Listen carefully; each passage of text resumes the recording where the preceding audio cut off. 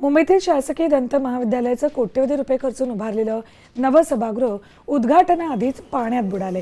यामुळे वैद्यकीय शिक्षण मंत्री हसन मुश्रीफ यांच्या हस्ते होणारा लोकार्पण सोहळा ऐनवेळी रद्द करावा लागलाय। सीएसएमटी इथल्या बेसमेंट सभागृहात मोठ्या प्रमाणात पाणी साचले, त्यामुळे उद्घाटन सोहळा पुढे ढकलला। अपडेट्स घेऊयात आमच्या प्रतिनिधी वैदेही काडेकर यांच्याकडून। वैदेही, काय अपडेट्स आहेत?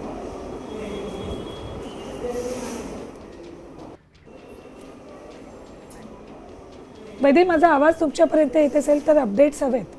मोठ्या प्रमाणात पाणी तुंबलं असल्यामुळं हे उद्घाटन रद्द करावं लागलं आहे आणि आपण बघतो की कशा पद्धतीनं पाणी जे आहे ते या रुग्णालयाच्या आतमध्ये साचलेलं आहे।